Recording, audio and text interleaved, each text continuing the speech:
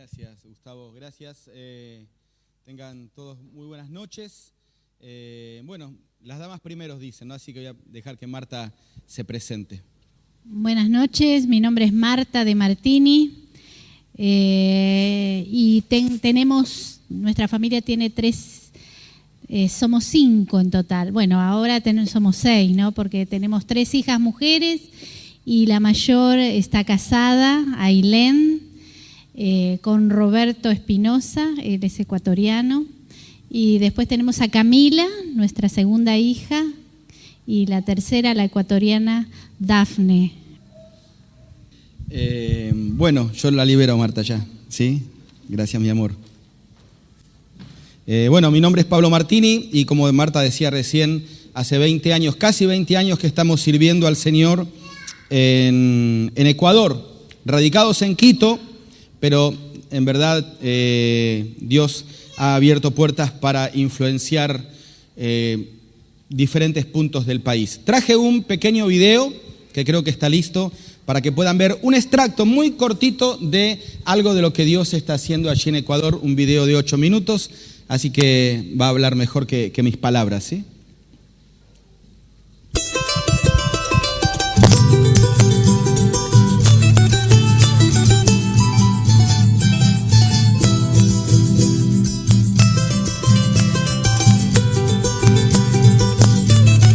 Tomas de diferentes lugares de Ecuador. Sí, Ecuador tiene costa, tiene sierra y tiene la parte del oriente o la parte de la selva.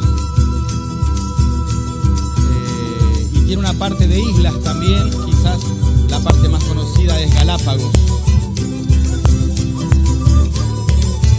Y es un país que tiene mucha variedad de culturas y de razas que viven en un país tan chiquitito.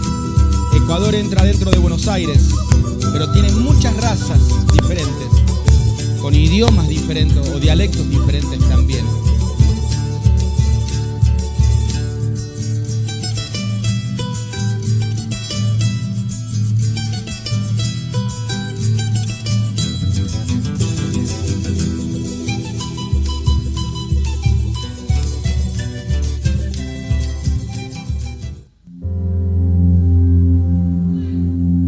Nuestra familia, como Marta les decía, Ailén y Roberto, ya con su propia familia, Camila, de 21 años, y Dafne, de 15 años.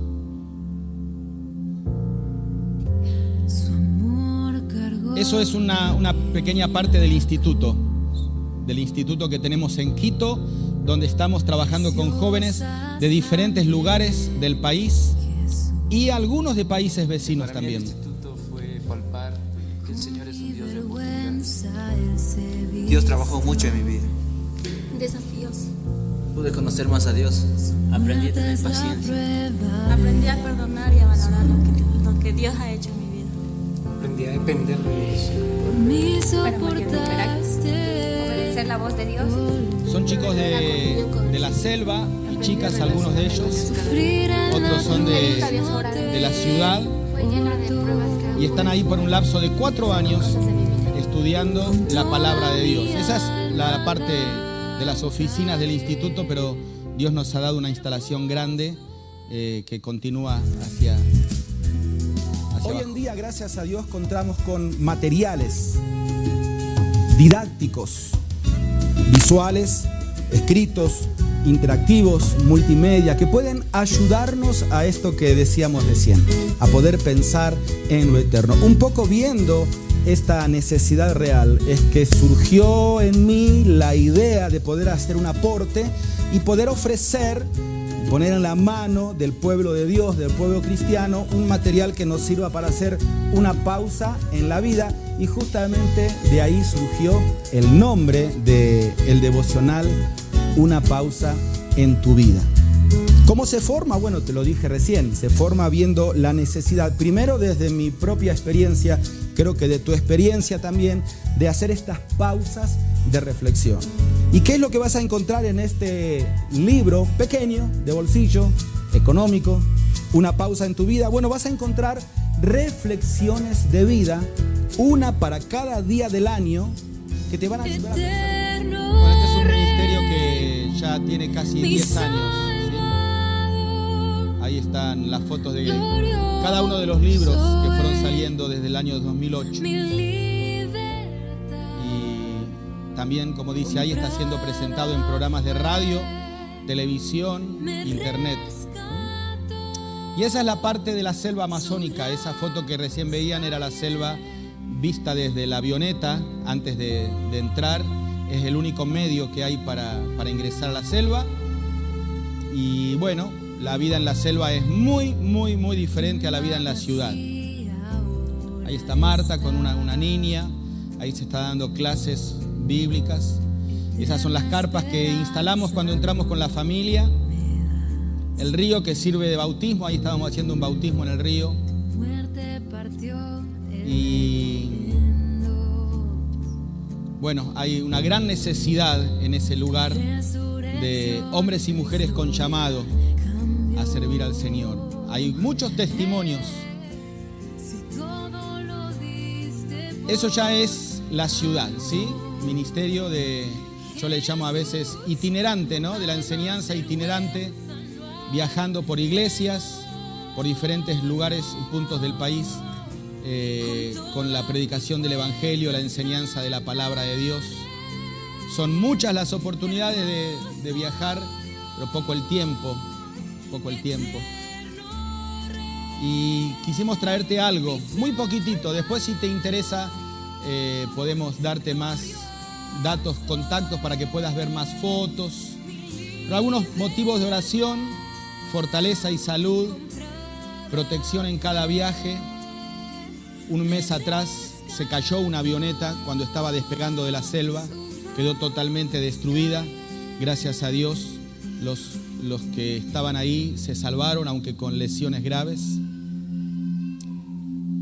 Sustentar a un matrimonio que sirva a tiempo completo en la selva, ayudar con la impresión de los devocionales. Cada año es un desafío grande conseguir el capital para imprimir estos libros. Y quiero dejarte en forma especial lo primero que está ahí arriba.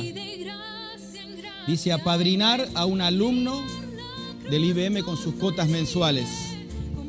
El Instituto Bíblico se mantiene económicamente principalmente por las cuotas de los alumnos que se les cobra, porque los alumnos viven ahí, comen ahí, duermen ahí, estudian durante todo un año. Y es una cuota muy baja que se les cobra, $100, $130 por mes.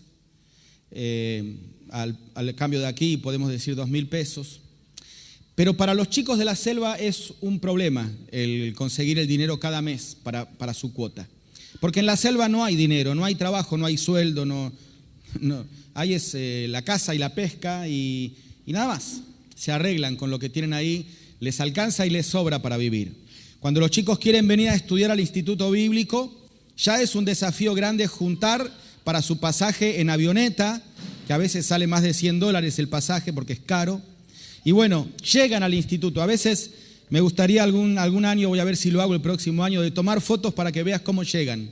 ¿Sí? Llegan con sus ropas de la selva, son ropas muy elementales, gastadas, con una mochilita con 2 o 3 cositas adentro, con una cara de susto impresionante, porque muchos de ellos primera vez que salen a la civilización.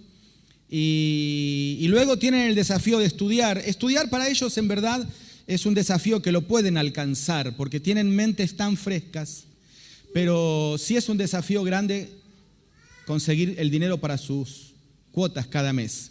Nosotros no podemos hacer excepciones. A veces conseguimos ofrendas para algunos, les damos oportunidad que trabajen, pero siempre hay una deuda que se les va acumulando y es un problema para ellos.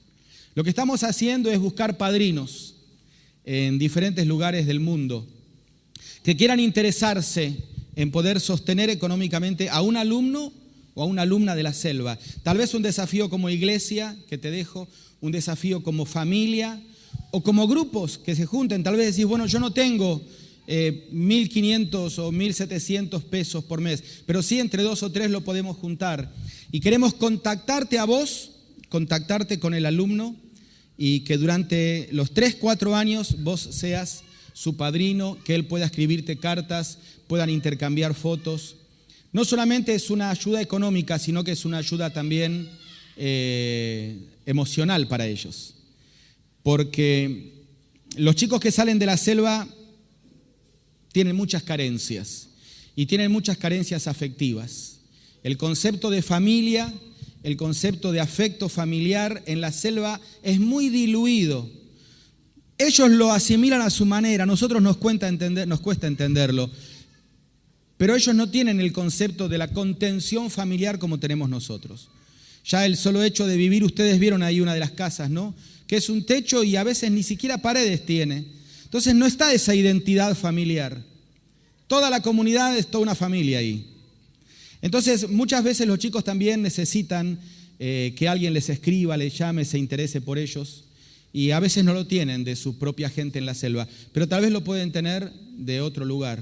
Si Dios está tocando tu corazón, yo te dejo este desafío, ¿sí? De poder estar aportando para que un joven de la selva se entrene durante 4 años a un lugar que quizás vos nunca vas a llegar, pero podés hacer que otro llegue, se capacite en el instituto, luego vuelva a su tribu y pueda predicar el evangelio de una forma efectiva. Así que fue lindo en este tiempo, algunas iglesias que se han interesado. Y te dejo este desafío, ahí dejé en la entrada tarjetas de oración, los contactos, algunos más tengo yo, si querés, después te puedo mandar más información por mail, pero podés ser parte y podés dar una mano para que la obra en la selva, casi 40 comunidades que estamos visitando, nosotros, el equipo misionero nuestro, está más dedicado a la parte del instituto en Quito, pero hay otro grupo de misioneros que entra todos los lunes y sale todos los viernes. Es increíble la labor que ellos hacen en la selva. Chicos solteros, solteras o matrimonios jóvenes. Se necesitan más. Si vos estás orando por un lugar, contactate con nosotros, anda a conocer, estás invitado, estás invitada. Como el Señor dijo, la mies es mucha y los obreros en verdad son pocos. Solamente termino para que te des una idea. Desde nuestra misión nosotros podemos entrar a la misma tribu, en el mejor de los casos, 2 veces en el año y con visitas de no más de 4 o 5 días. Eso es todo lo que podemos aportar. Entonces, los testimonios cristianos que están en la selva crecen a paso lento. Pero bueno, oramos para que Dios en el futuro pueda levantar más hombres y mujeres con el llamado a estar en ese lugar y a poder llevar el evangelio hasta lo último de la tierra, como el Señor Jesucristo dijo. Bueno, quiero dedicar tiempo a lo más importante, ¿sí? Lo que más me gusta, abrir la palabra de Dios. Y yo terminé mencionándote un poco intencionalmente esta palabra, llamado. Es una palabra que ya ha formado parte de nuestro vocabulario cristiano y debe formar parte, porque forma parte del vocabulario bíblico. Es imposible leer la Biblia y no encontrarse con un Dios que llama y con hombres que han respondido o no al llamado de Dios. Es imposible negar esta realidad. Con Marta hablamos, nosotros hace 20 años que estamos trabajando y en estos últimos años hemos aprendido una gran lección, ¿no? Mira, cuando Dios te llama de un lugar y te mueve a otro lugar, no es tanto porque este lugar te necesita a vos o porque Dios te necesita en este lugar, sino porque vos necesitabas ser movido para que Dios siga realizando en ti su obra. A veces tenemos el concepto del llamado a la obra y decimos, un nuevo matrimonio salió a la obra, y eso a veces confunde un poco porque nos da la idea como que la obra está afuera. Y sí, la obra está afuera, pero también la obra somos nosotros. Yo soy la obra de Dios. Vos sos la obra de Dios. Y todas las cosas que Dios digite, permita o no en tu vida, inclusive estos llamados a diferentes ministerios, a diferentes lugares, al ejercicio de diferentes dones, también son herramientas de Dios para seguir trabajando en tu vida. Y yo escogí este tema para hablar hoy porque yo sé que esta es una iglesia que siempre ha hecho un gran aporte para la obra del Señor, que misioneros han salido de este lugar, que muchos hermanos de este lugar están involucrados en diferentes obras y están aún escuchando un llamado sin salir de su propia iglesia, que muchos hombres y mujeres de décadas atrás han sentido el llamado de diferentes lugares, quizás hasta de otros continentes, para que hoy esta congregación exista. Y es lindo continuar con esta cadena de lo que es el llamado de la obra de Dios. Yo estoy dictando en el Instituto Bíblico, entre algunas de las materias que estoy dictando todos los meses, la materia de profetas mayores, y es casi un factor común cuando vos mirás los llamados de Dios en el Antiguo Testamento e inclusive en el Nuevo Testamento, el lugar secundario que tuvo las capacidades del llamado de la persona que fue llamada, los títulos que pueda tener la persona que fue llamada, la experiencia que pueda tener la persona llamada.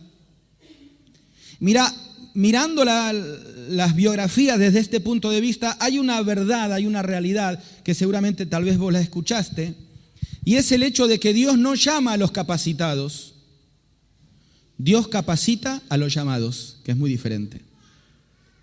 Dios no busca personas capacitadas y dice, bueno, a este lo voy a llamar porque este tiene muchas condiciones.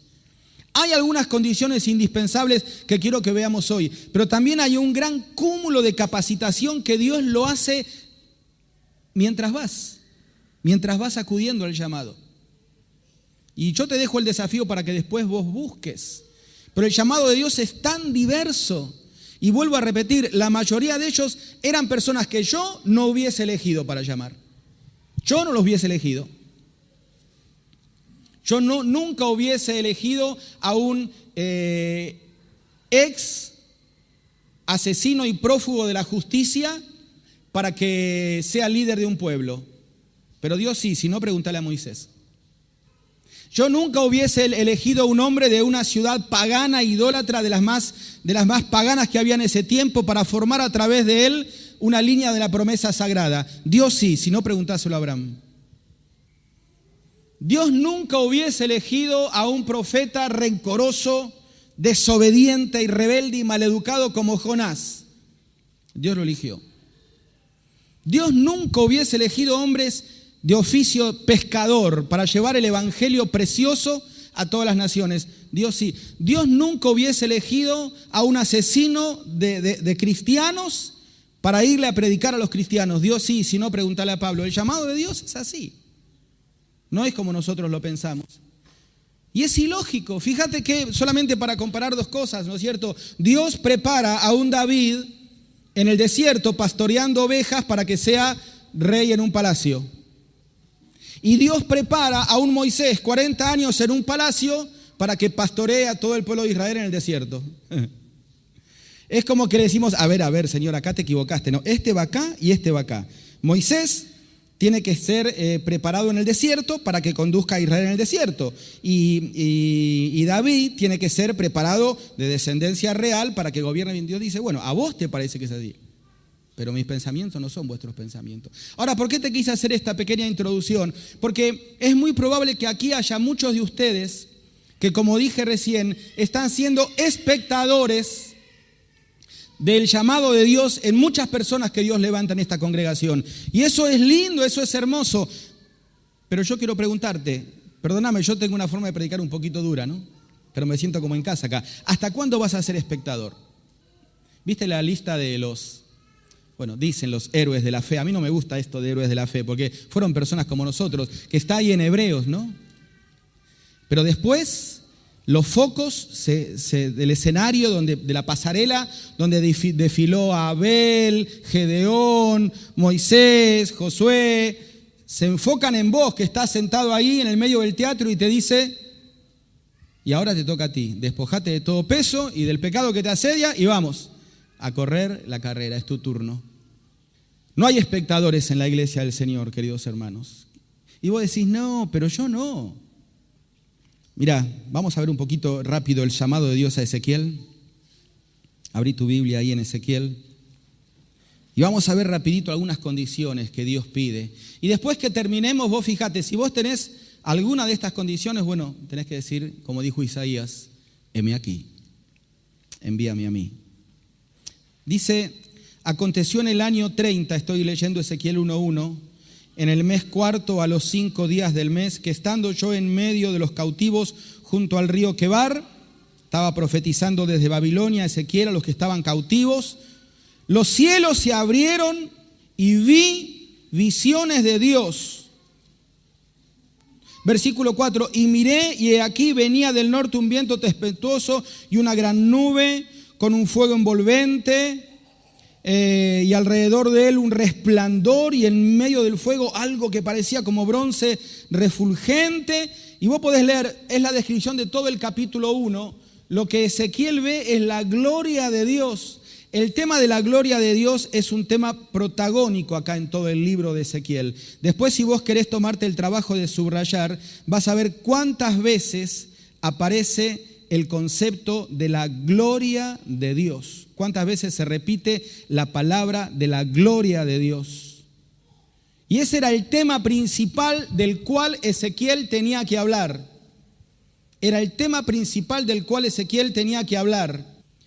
Más de 10 veces en todo el libro Ezequiel habla de la gloria de Dios. Primero dice que lo ve en el templo, después dice que se levantó del templo, después dice que estuvo en el patio del templo, después que se alejó del templo, después que se perdió. Hay todo un tour de la gloria de Dios alejándose del templo por la desobediencia del pueblo de Israel. Y termina el libro de Ezequiel con una alusión al milenio cuando la gloria de Dios regresa. Después búscalo en tu casa. Y Ezequiel iba a ser llamado a hablar, a defender la gloria de Dios. Pero primero, él necesitaba tener su propia visión personal, privada, profunda, transformadora de la gloria de Dios. ¿Por qué? Porque no podemos hablar de lo que no conocemos. Vos te acordás, ¿no es cierto?, lo que dice aquel discípulo amado Juan, cuando comienza a escribir su evangelio. Juan habla mucho de la gloria de Dios. Y él dice ahí, Juan, en capítulo 1, versículo 1 al 4, lo que vieron nuestros ojos y tocaron nuestras manos y palpamos tocante al verbo de vida, eso os anunciamos. Y él dice, y vimos su gloria. Gloria como la del unigénito del Padre, lleno de gracia de verdad. Y Juan dice, lo que te voy a escribir no me lo contaron a mí, yo lo vi. El primer requisito indispensable que vos tenés para ser parte del llamado del Señor es tener ese contacto personal con Dios, de conocer su gloria. Y aquí encontramos a Ezequiel frente a la persona de Dios. Todo una nube, había ruedas alrededor, había seres vivientes, algo refulgente como bronce, muy pulido, muy brillante. Era la gloria de Dios. Ezequiel nunca se olvidó de ese momento. Y si vos mirás un factor común en los llamados, casi todos tuvieron una experiencia semejante. Acordate de Moisés frente a la zarza. Acordate de Daniel orando en el capítulo 11, también en Babilonia, cómo él tuvo una visión especial de Dios. Acordate de Pablo camino a Damasco, cosas que transformaron su vida. Y un hombre y una mujer que va a impactar su generación y que va a hacer la obra de Dios a la manera de Dios, es alguien que tiene que conocer, tener ese tiempo privado con Dios. Tener tiempo frente a la persona de Dios. Y esos tiempos especiales no se van a dar aquí en un culto, Porque aquí lo que los predicadores hacemos es tirar un baldazo de agua y mojar a todos. Pero Dios quiere alimentarte por goteo.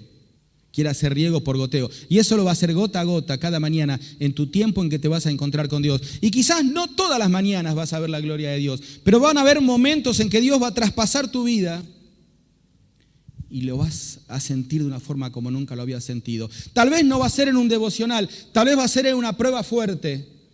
Aquellos que han pasado por experiencias fuertes en su vida saben que son esos momentos donde se ve a Dios de una forma especial. Pero no podés salir a hablar de lo que no conoces.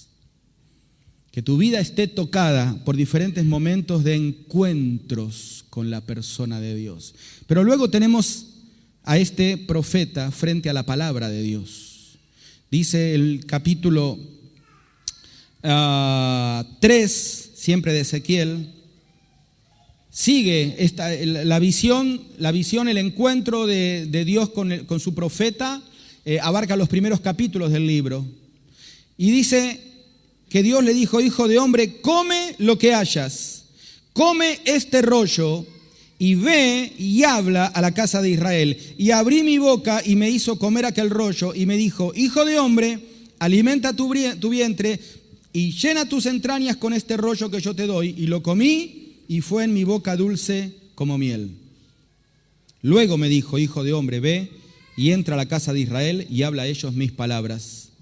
Así que si primero tuvimos a Ezequiel frente a la persona de Dios, ahora lo tenemos frente a la palabra de Dios. En medio de esa visión ve que Dios tiene un rollo en la mano, un rollo. En ese tiempo los libros no eran así, ¿sí? Con tapa y hojas, eran rollos. Algunos comentaristas piensan que en ese rollo estaban tal vez las lamentaciones de Jeremías, no sé. Pero eran palabra de Dios. Dios se la está dando de su propia mano. Y le dice al profeta, come, aliméntate de esto. Y recién después le dice, ve y habla mis palabras. Yo te hablaba de algunos requisitos indispensables para el llamado de Dios. Y este es uno ineludible. Ineludible. Tu tiempo frente a la palabra de Dios. Tu tiempo a solas frente a la palabra de Dios. Ese es tu alimento. Desead como niños recién nacidos la leche espiritual no adulterada. Otro profeta al estilo del Nuevo Testamento, Juan, este mismo Juan que recién mencionamos en el Evangelio, está ya octogenario escribiendo el libro de Apocalipsis. Y claro, para un viejito que estaba débil por estar encerrado en Patmos, una isla de 80 kilómetros cuadrados que lo tenían picando piedra todo el día, no estaba bien de salud, no estaba bien tampoco emocionalmente porque estaba solo, aferrado a su Señor, le viene la revelación del Apocalipsis y de repente este anciano empieza a ver en 4D la Tercera Guerra Mundial. Y no era fácil para él lo que estaba viendo, porque él estaba viendo cosas que tal vez ni siquiera nosotros hemos visto todavía, de armamentos, explosiones y unas cosas terribles que él nunca había visto. Y es como que Dios ve que Juan decae, se cansa y le dice, a ver Juan, y ahí en el capítulo 10 de Apocalipsis dice que le da un rollo, le da un librito y le dice, cómete este librito. Y dice que cuando Juan lo comió se afirmó sobre sus pies y tuvo fuerzas para completar la otra mitad del libro que era la peor que le faltaba. Porque Dios está interesado en su siervo más que en su servicio. Dios no es un Dios déspota. A veces tenemos el concepto de que salir a la obra, involucrarnos en la obra es sufrir. Bueno, yo no te voy a decir que no, pero sí te voy a decir que si vos no aceptás el llamado a salir a la obra vas a sufrir más. Eso sí te voy a decir. Pero tranquilo, Dios te cuida. Nosotros hemos visto tanto la mano de Dios en estos 20 años cuidándonos. Porque Dios no es un Dios déspota que dice, bueno, yo quiero que vos salgas de acá y te vayas allá porque ahí te necesito y vos tenés que darle con todo y vos tenés que producir para mí y vos tenés que fundar iglesias y ganar almas y escribir libros y hacer esto y dale y no me importa cómo te sientas, pero yo quiero que vos produzcas para mí. Dios no es así. Dios no es así. Ese es el concepto que tenía en los evangelios el mayordomo equivocado, ¿no? Que escondió el talento. Dice, sé que eres un hombre severo, que ciegas donde no sembraste. ¿De dónde sacó esa versión de Dios? Y claro, cuando vos tenés ese concepto de Dios, vas a esconder tu talento en la arena, pero Dios no es así. Dios está más interesado en el siervo que en su servicio. Tenemos muchos ejemplos de profetas donde Dios primero tuvo que trabajar con el profeta. Estábamos ayer hablando a los jóvenes, a los adolescentes, acerca de Jonás, un profeta que no profetizó prácticamente. Solo 8 palabras que la dijo de mala gana. De aquí a 40 días Nínive será destruida. Fue y se sentó debajo de una planta de zapallo y eso fue toda su profecía.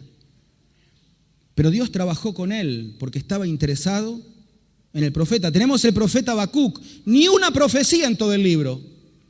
Casi no sé si vale decir profeta, porque no profetizó. Bueno, capaz que al final después sí. La historia no está completa, pero en el segmento que cubre el libro, Dios trabajó con el profeta, porque a Dios le interesaba más el profeta que la profecía. Y Dios trabaja con el obrero, porque a Dios le importa más el obrero que la obra. Y le importa más el siervo que el servicio. Y aquí está trabajando con Ezequiel. Y lo está alimentando con su palabra.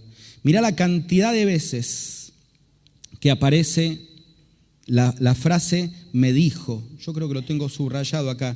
Fíjate, capítulo 2, versículo 1, me dijo. Versículo 3, me dijo. Capítulo 3, versículo 1, me dijo, versículo 3, y me dijo, capítulo 4, y me dijo, capítulo 10, y me dijo, versículo 16, diciendo, versículo 22, y me dijo, constantemente Dios hablándole, transmitiéndole su palabra, porque él tenía que ir a transmitir la palabra al pueblo, y ningún chef sirve su comida si primero no la probó. Así que si vos querés ir y llevar la palabra de Dios a otras personas, ojo, vos sos el primero que tenés que ser impactado con su palabra.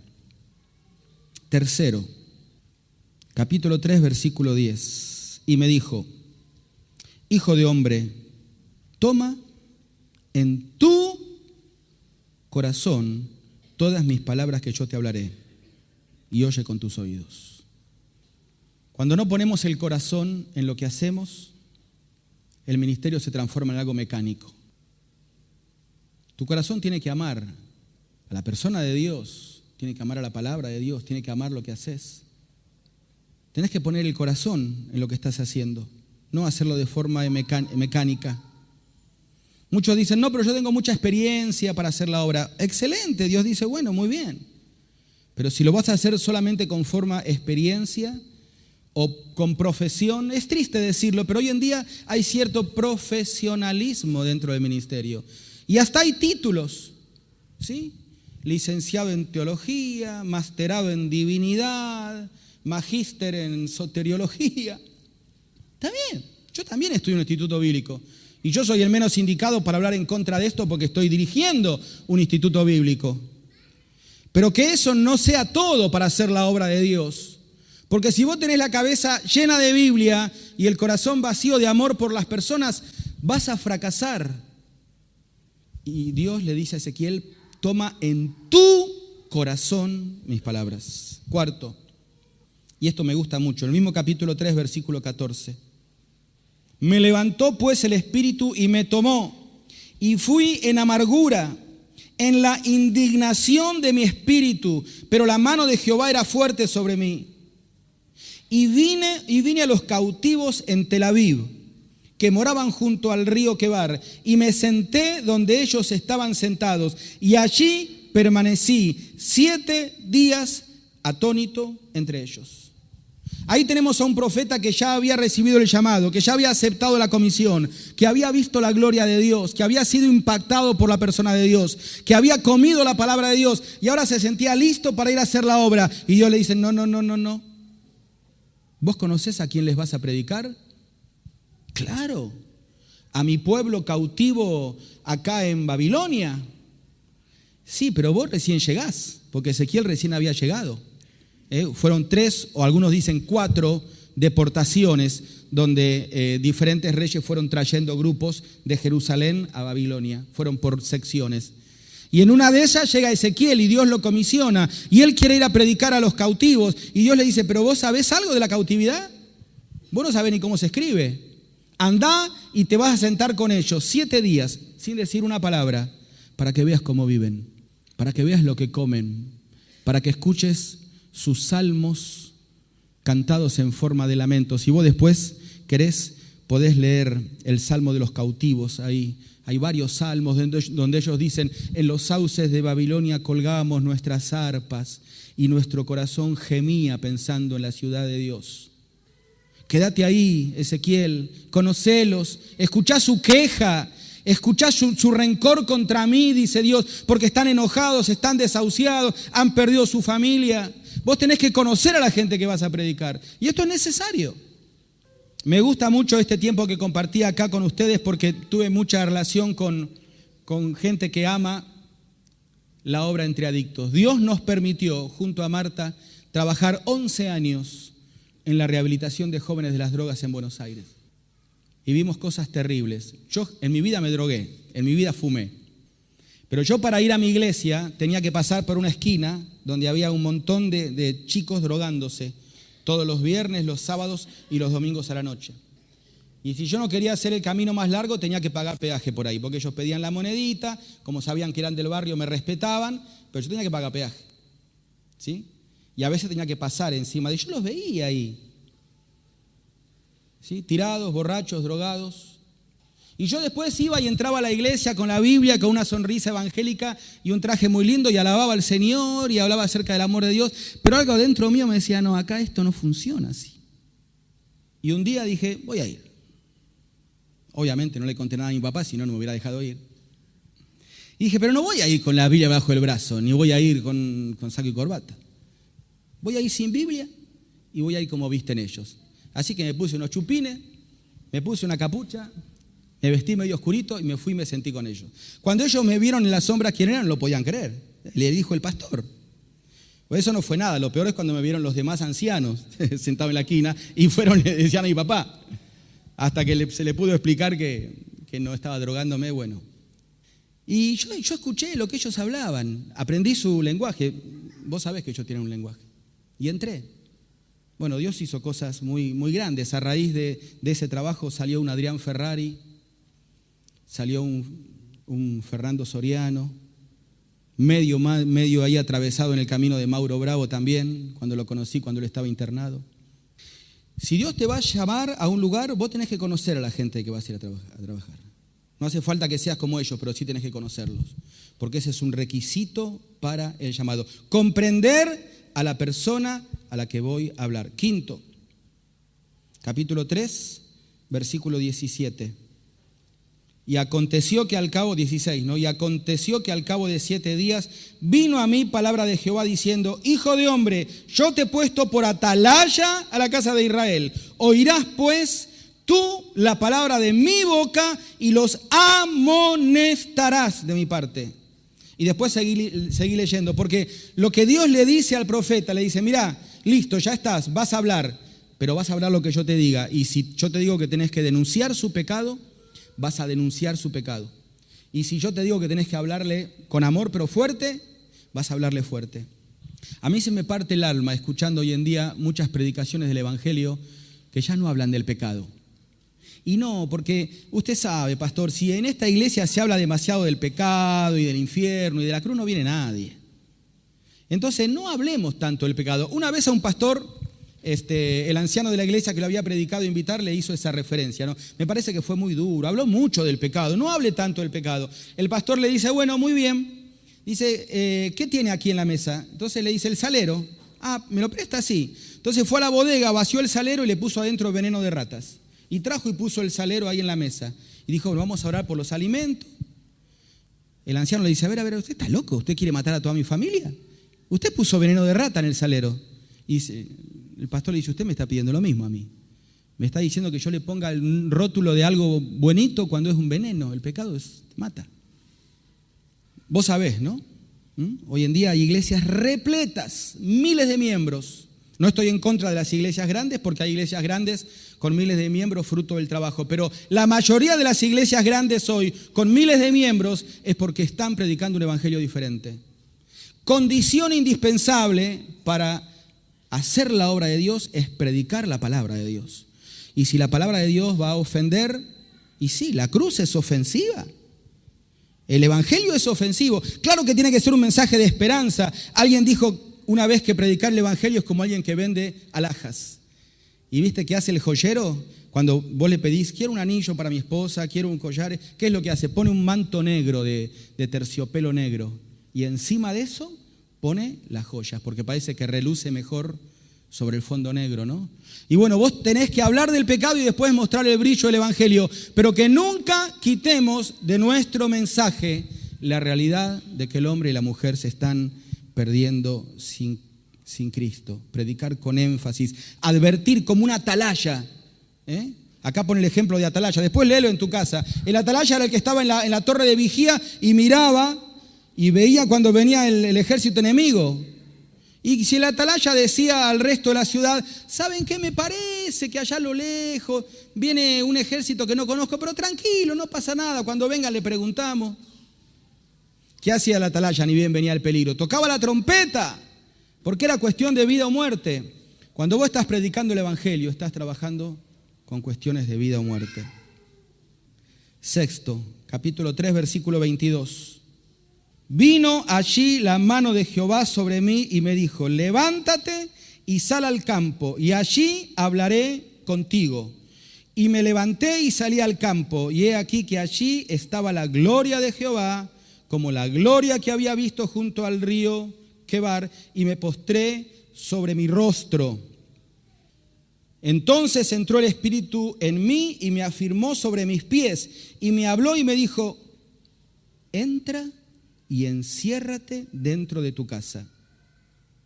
Y tú, oh hijo de hombre, he aquí que pondrán sobre ti cuerdas y con ellas te ligarán y no saldrás entre ellos. Y haré que se pegue tu lengua a tu paladar y estarás mudo.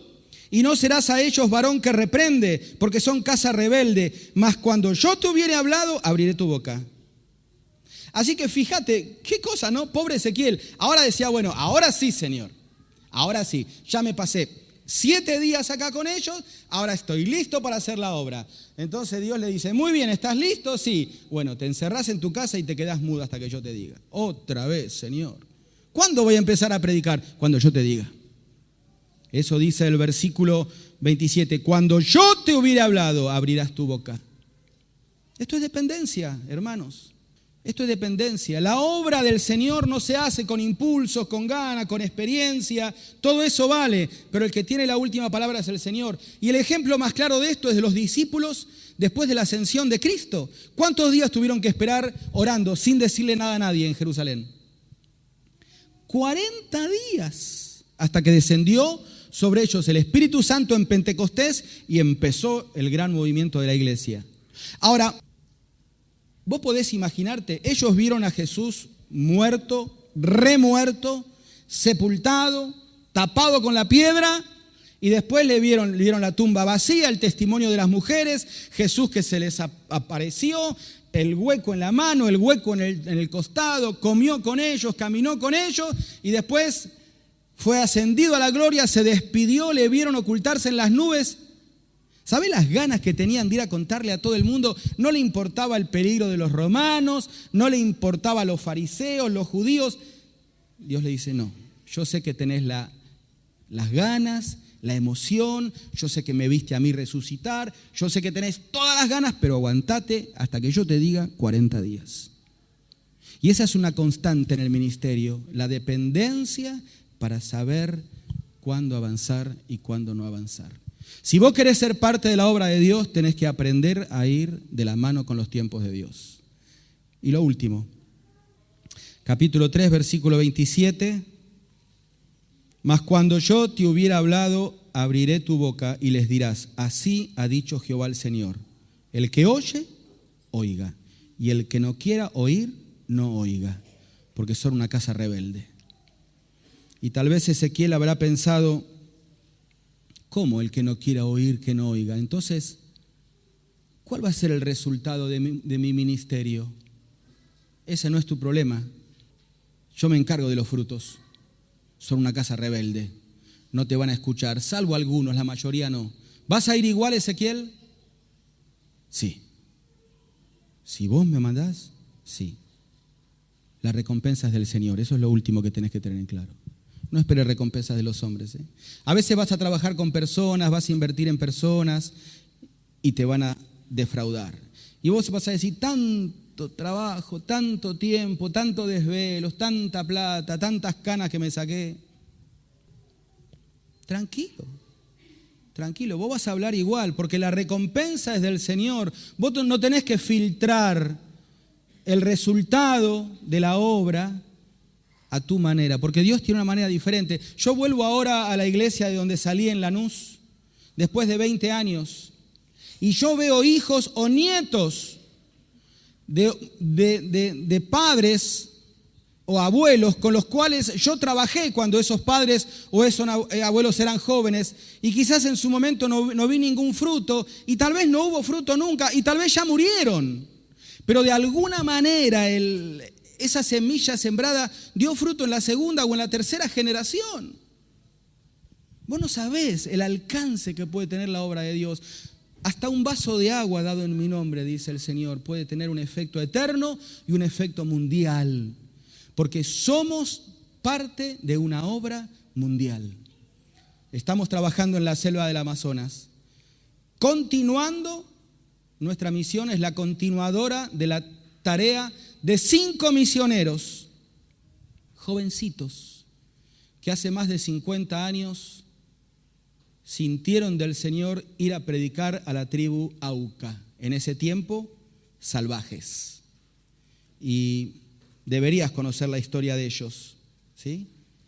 Porque en el intento de llevar el evangelio no sabían mucho más de 10 palabras en idioma guaraní, fueron atravesados por las lanzas y los 5 murieron en una playa del río Curaray, el río donde se bautizó mi última hija, el río Curaray. Y vos decís, uy, fracasó. ¿Existe en la obra de Dios la palabra fracaso? No.